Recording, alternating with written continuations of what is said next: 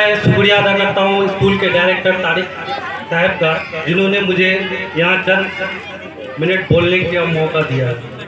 तो मैं तारिक साहब को काफ़ी दिनों से जानता हूँ।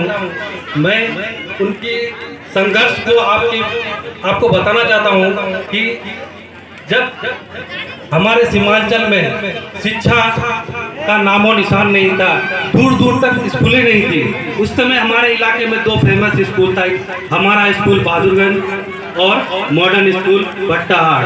तो इसी दरमियान हमारे इलाके के शिक्षा से बहुत ही ज़्यादा प्रेम रखने वाले मयार साहब जो हैं केसर्रा के, उन्होंने अपने इलाके के बच्चों की तालीम के लिए एक स्कूल खोला था, apex career academy Mahadev Dighi में।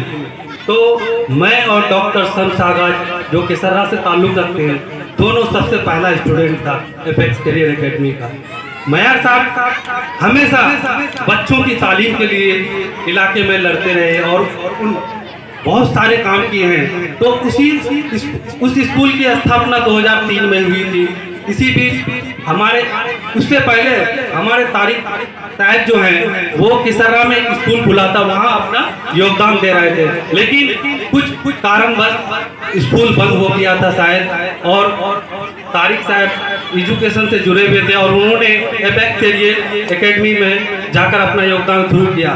तो जब तारिक साहब महादेव दिघी में टाइम दिए तो उन्हें ये एक चीज़ का एहसास हुआ कि अपने इलाके में जितने भी अच्छे स्कूल हैं वहाँ पर हॉस्टल में रहकर बच्चे ज़्यादा तालीम हासिल कर रहे हैं।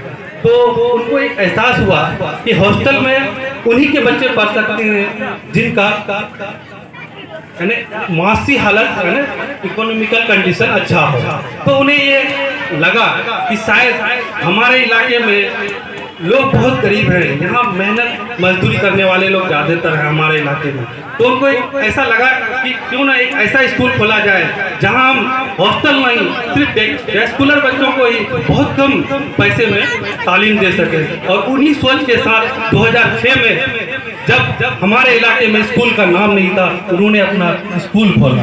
तो मैं इस चीज़ के लिए तारिक साहब का बहुत शुक्रिया अदा करता हूँ कि जो एक टीचर में जैसे कमल खिलकर एक राष्ट्रीय फूल है हमारे देश के लिए, उसी तरह ये स्कूल एक टीचर के मानिंद है। यहाँ पर भी बहुत सारे कमल खिले हैं।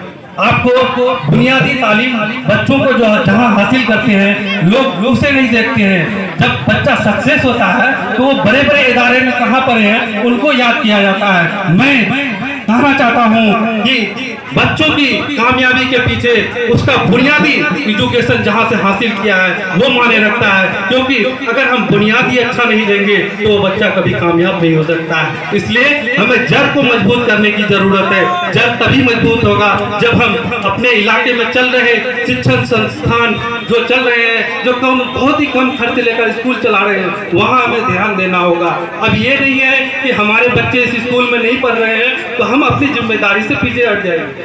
नहीं, ये स्कूल है तो ये हमारे समाज का स्कूल है, हमारे समाज के बच्चे पढ़ रहे हैं। अगर यहाँ से हमारे समाज का बच्चा पढ़कर आगे जाएगा तो हमारे इलाके का नाम रोशन होगा। इसलिए जो लोग भी यहाँ उपस्थित हैं, मैं सभी से यही मुल्तवाना गुजारिश करता हूँ कि आप अपने तौर पे कुछ न कुछ स्कूल को देकर जाएं। और मैं स्कूल के इंतजामिया से ये भी कहना चाहता हूँ, यहाँ पे बहुत से ऐसे लोग हैं जो देना तो चाहते हैं, लेकिन आप जो अनाउंस करवा रहे हैं तो वो बहुत कम खर्च देने के इच्छुक है बहुत लोग, तो वो नाम के डर से नहीं दे रहे हैं। तो मैं इसलिए स्कूल के जो इंतजामिया है उससे कहना चाहता हूँ एक डब्बा जरूर रखवा दें स्कूल के गेट के सामने। बहुत लोग ऐसे भी हैं जो 10 रुपया भी दे सकते हैं, बहुत लोग ऐसे भी हैं जो 50 रुपया भी दे सकते हैं। तो इसलिए ये काम जल्द से जल्द करवा दें ताकि अच्छा रहेगा।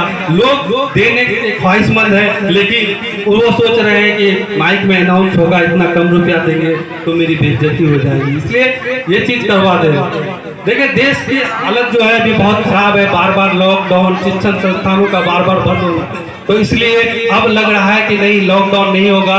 तो इसलिए उम्मीद है कि आप बच्चों को रेगुलर स्कूल भेजें और स्कूल में जो भी बच्चों का फीस है उसको समय पर अदा कर दें, क्योंकि स्कूल का चलने का मेन जरिया क्या है, इस बच्चों का फीस ही है। अगर फीस समय पर नहीं देंगे तो हमारा स्कूल जो है वो डगमगा जाएगा। अच्छे शिक्षकों को हम समय पर पैसा नहीं देंगे तो स्कूल छोड़कर चले जाएंगे। इसलिए अगर आप बच्चों को अच्छा तालीम चाहते हैं तो अपना पॉकेट खर्च हम कर देंगे, कम कर देंगे, लेकिन हमें स्कूल का फीस सही समय पर दे देंगे। फीस बहुत कम है, इसलिए ज्यादा दिक्कत नहीं है। हमारा इलाका अब पैसे के मामले में बहुत आगे आ चुका है, लेकिन कमी है तो सिर्फ तालीम की। इसलिए अब हमें तालीम के मैदान में भी आगे आना है। क्योंकि अभी जानते हैं अभी टेक्निकल दौर चल रहा है। चाहे हम पैसे कमाने के लिए बाहर क्यों न जाए, हमें तालीम याफ्ता होना जरूरी है। एक सिंपल सा मोबाइल चलाने के लिए सारा वर्ड इंग्लिश में यूज होता है। जब तक हम अपने बच्चे को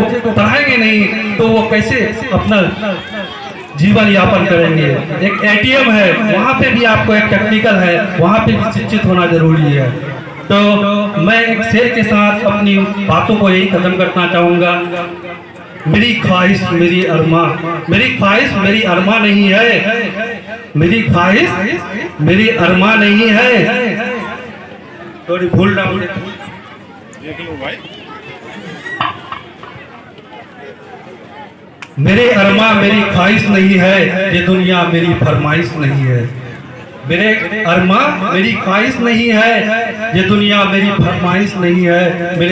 मैं तेरे ख्वाब वापस कर रहा हूँ, मेरे आंखों में अब कोई गुंजाइश नहीं। क्योंकि बहुत झेल चुके हैं हम लॉकडाउन की वजह से हमारा तो ज़्यादा नुकसान नहीं हुआ, लेकिन छोटे छोटे बच्चों का जो अभी तालीम के मैदान में अपना कदम रखते थे, सही से स्कूल जाने का एक दिनचर्या उन्होंने अपनाया था, वो सारा छूट गया है लॉकडाउन की वजह से।